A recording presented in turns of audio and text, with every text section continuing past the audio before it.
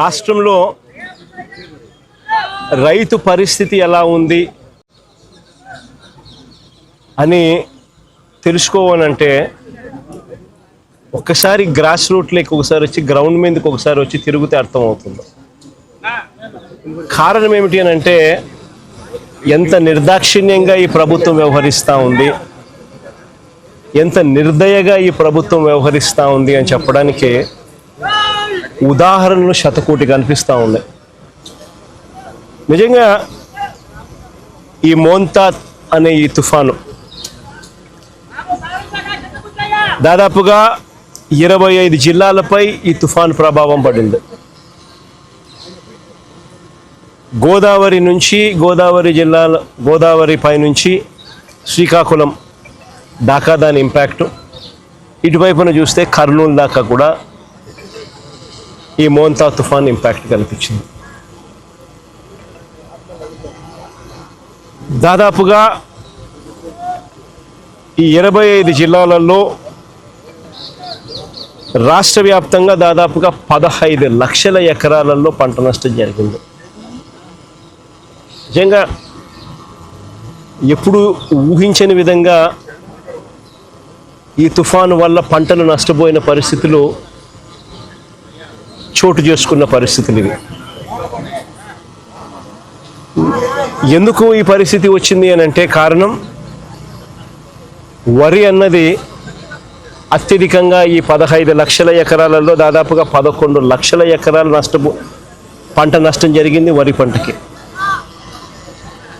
ఈ వరి అన్నది కరెక్ట్గా గింజలు పాలు పోసుకునే పరిస్థితిలో ఉన్నప్పుడు జరిగిన దారుణమైన పరిస్థితి ఇది. తీవ్రమైన గాలులు, ఆ గాలులతో పాటు వచ్చిన వర్షాలు,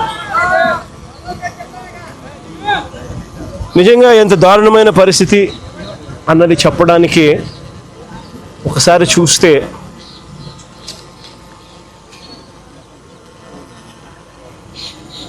పత్తి, మొక్కజొన్న, అరటి, బొప్పాయి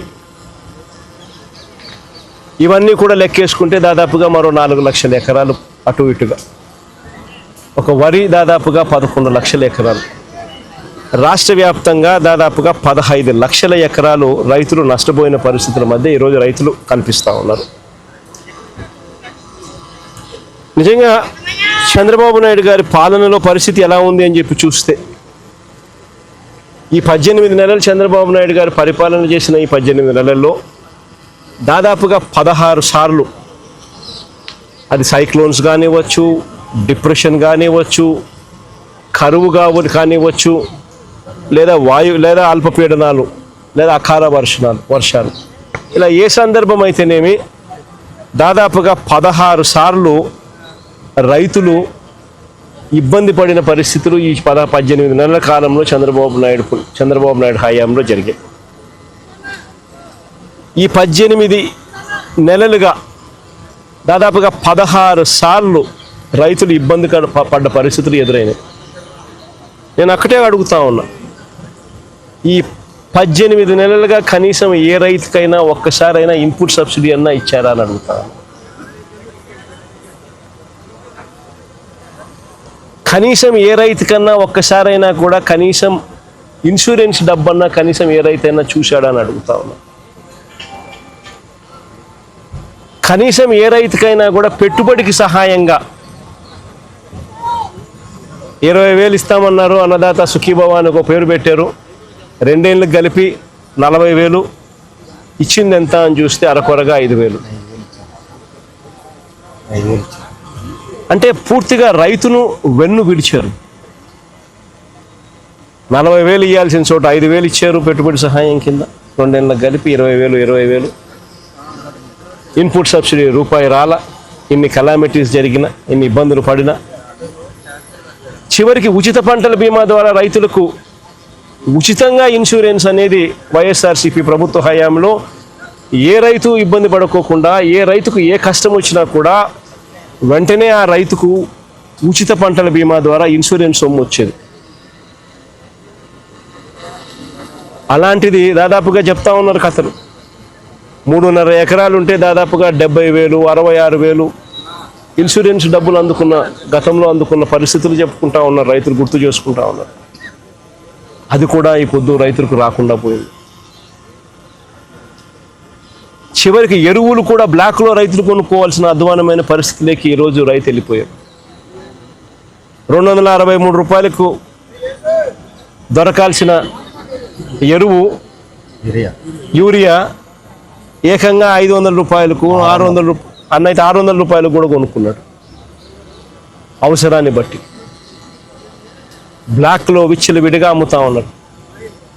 పంట అమ్ముదాము అని చెప్పి చూస్తే ఇన్ని నష్టాలకు ఊడ్చి రైతు కష్టపడి పంట పండిస్తే పంట అమ్మాలని చూస్తే ఆ పంట గిట్టుబాటు ధరలు రాని పరిస్థితి. ఎంఎస్పి చూస్తే 1750, రైతు చేతికి వస్తుంది ఎంత అంటే కేవలం 1350 రూపాయలు. ప్రతి అడుగులోనూ కూడా రైతు నష్టపోతా ఉన్న పరిస్థితి ఈ చంద్రబాబు నాయుడు గారి ప్రభుత్వంలో మనం చూసాం. నేను అడుగుతా ఉన్నా, అదే ఒకసారి ఇంతకుముందు గతంలో వైఎస్ఆర్సీపీ ప్రభుత్వ హయాంలో ఈరోజు ప్రతి రైతు కూడా ఏ విషయాలు గుర్తు తెచ్చుకుంటా ఉన్నాడు. ఏ రోజు ఏ రైతు కూడా పంట నష్టం జరిగితే ఇబ్బంది పడే పరిస్థితి రావాల్సి వస్తుంది అని ఏ రోజు ఏ రైతు అధైర్యపడాల. గతంలో వైఎస్ఆర్సీపీ ప్రభుత్వ హయాంలో ప్రతి రైతుకు ఒక భరోసా ఉండేది. పంట గన నష్టం జరిగిందనంటే జగనన్న ఉన్నాడు, ఉచిత పంటల బీమా ఉంది, వెంటనే మాకు డబ్బులు వస్తాయి. పంట నష్టం జరిగినా కూడా అన్న తోడుగా ఉంటాడు, ఉచిత పంటల బీమా చేశాడు, మాకు ఆదుకుంటాడు అని చెప్పి ప్రతి రైతుకు ఒక భరోసా ఉండేది. అన్న ఉన్నాడు, సీజన్ ముగిసేలోగానే ఇన్పుట్ సబ్సిడీ మా చేతికి డబ్బు ఇస్తాడు, మరుసటి సీజన్ పోయేసరికి మళ్ళీ చేతిలో డబ్బులు ఆడతాయి, మా చేతిలో డబ్బులు వస్తాయి, ఆ డబ్బుతో మళ్ళీ మరుసటి సీజన్కు మళ్ళీ పంటలు వేసుకునే పెట్టుబడికి పెట్టే పరిస్థితి మాకు ఉంటుంది. పెట్టుబడి మొదలయ్యేసరికి రైతుకు భరోసా ఉండేది. రైతు భరోసా కింద అన్న ఉన్నాడు, 13,500 మాట చెప్పాడు. మాట చెప్పిన ప్రకారం ప్రతి సంవత్సరం ఖచ్చితంగా ఇచ్చాడు. పంట వేసే సమయానికే మా చేతికి 7,500 రూపాయలు మా చేతికి వచ్చేది. అక్టోబర్లో మరో 4,000 ఇచ్చేవాళ్ళు, జనవరిలో మరో 2,000 వచ్చేది. ఖచ్చితంగా 13,500 ఆయన చెప్పిన ప్రకారం ఖచ్చితంగా ప్రతి సంవత్సరం ఆయన ఇచ్చేవాడు పెట్టుబడికి సహాయంగా అని చెప్పి ప్రతి రైతుకు ఒక భరోసా ఉంటుంది. ఏ రైతుకైనా కూడా ఆర్బీకే అనేది చేయి పట్టుకుని నడిపించే ఒక వ్యవస్థగా ఉంటుంది. ప్రతి రైతు కూడా తాను వేసిన పంటను ఈ క్రాప్ జరిగేది. ఆర్బీకే పరిధిలోనే అక్కడే అగ్రికల్చర్ అసిస్టెంట్ అక్కడే ఉండి అగ్రికల్చర్ గ్రాడ్యుయేట్ చదివినవాడు సచివాలయాలతో అనుసంధానమై వాలంటీర్లు చేయి పట్టుకొని నడిపిస్తూ ప్రతి రైతును కూడా తన పొలంలో తాను వేసిన పొలంలో తన రైతన్నను నిలబెట్టి ఫోటోలు తీసి జియో ట్యాగ్ చేసి ఈ క్రాప్ వ్యవస్థను ఈ క్రాప్ బుకింగ్ నమోదయ్యేది. ఆ బుకింగ్ నమోదు కావడంతో ఏ రైతుకైనా కూడా ఏ పంటకు ఎప్పుడు ఏ ఇబ్బంది వచ్చినా కూడా వెంటనే ఆ ఈ క్రాప్ నమోదయ్యింది కాబట్టి రైతుకు వెంటనే ప్రభుత్వం తోడుగా నిలబడేది.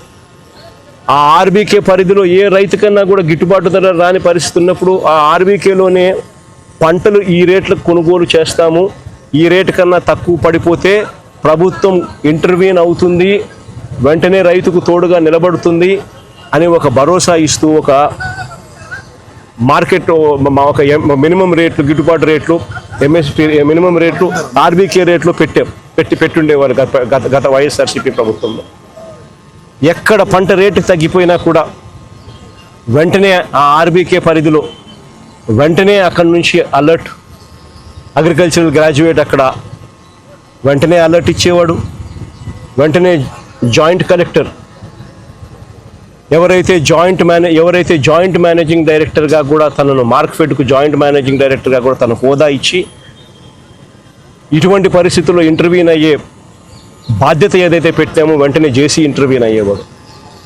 ఆ ఆర్బీకే పరిధిలో పంటను కొనుగోలు చేసి మార్కెట్లో కాంపిటీషన్ క్రియేట్ చేసి రైతుకు తోడుగా నిలబడేవాడు. సీఎం యాప్ అని continuous monitoring of agricultural price and produce అని ఒక యాప్ ఆర్బీకే అసిస్టెంట్ చేతిలోనూ ఆర్బీకేలో ప్రతి రైతుకు బాసటగా ఉండేది.